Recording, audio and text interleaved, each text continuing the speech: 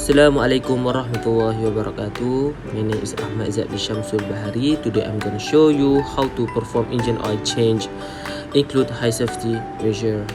Let's go. Changing the engine oil in your vehicle is one of the most important and necessary procedures to keep your vehicle running and on the road. Whether you have a car, a truck, a van, or an SUV, the basic principles are the same, and we're going to show you how to do it yourself. Why would you want to do it yourself? You're not going to save a ton of money, but doing it yourself, you're going to have peace of mind knowing the job was done right. Excuse me, sir. Your oil change is almost done, but we did notice a few other things. The steering wheel does get hard to turn at times, and it makes noise, so we could flush fluid for you. Have an extra maybe half an hour to wait. We're also running a special this month. Since we're flushing that steering fluid flush, we can also include a transmission fluid flush, which will definitely help. Yeah, and that's another reason. Items you're going to need are oil, an oil filter. Based on your vehicle, you may need an oil filter socket, cup, or strap wrench. To get the drain plug off, you're going to need a wrench or a socket and ratchet. You're going to need a drain pan and a funnel, also gloves and rags, and if you can't get under your vehicle, a jack and jack stands. If you need any of these tools, check out oneauto.com. We're going to want to look at our engine and determine which side of the engine bay the engine is on, especially if you have a front-wheel drive vehicle. The engine is more on the passenger side. On this vehicle, the transmission is on the driver's side. So when we're underneath the vehicle, we're going to make sure we drain the oil from the passenger side. Don't drain the transmission by accident. It happens all the time. We're going to look for the fill cap. Fill cap is right there, and it says what kind of oil to use, 5W30 for this vehicle. So we're going to untwist the fill cap, pull it up. If you have a truck or a Jeep or something that you can get underneath, you don't have to jack it up. But if you have a vehicle that's really low, something like this, you're going to have to raise it up. When raising the vehicle, you want to make sure you use the proper jacking locations on the vehicle, and you want to be on a solid level surface, and you don't want to be in the dirt. Make sure you remove the drain plug counterclockwise. You do not want to tighten it by accident and damage the pan. Now we can let the oil drain out completely. So you're going to want to look at your drain plug, make sure the threads look pretty good. This one looks okay. And also keep in mind the gasket.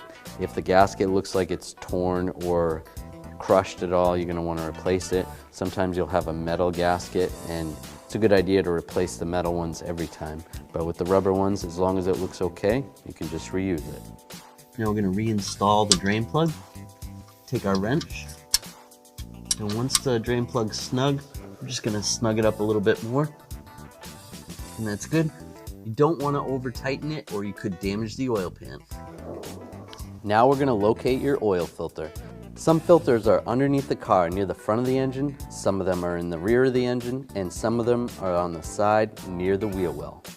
In this car, the filter is right on top. There's two types of filters. You have the canister or twist-on type filter, or you have the cartridge filter. With the canister type filter, you're going to want to make sure you lubricate the seal on the outside with oil, otherwise it's going to be very difficult to remove the next time you remove it. And when you're installing these types of filters, once it's snug, you give it another quarter turn, and that's it.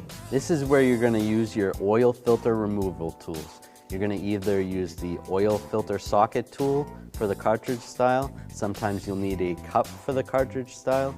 Also for the canister style, if you have the correct cup, that will work for that as well, or a strap wrench.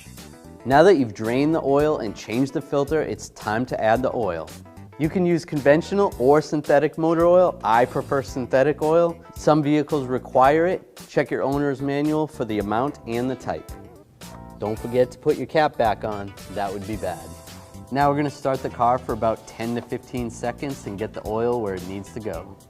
After shutting the engine off, let it sit for about 2 or 3 minutes, and then we're going to check the dipstick. We're going to wipe off the dipstick first, reinsert the dipstick, and then pull it out, and we'll check the level. So you want to make sure the oil level is in between these hash marks. If you just changed it, then you want it up closer to the top of it, which it is. So we're actually perfect right there. We don't have to add any. If the oil level is a little low, you can add some more and then recheck it. That's it, your oil change is done. I hope you enjoyed this video and it gave you the confidence to do it yourself.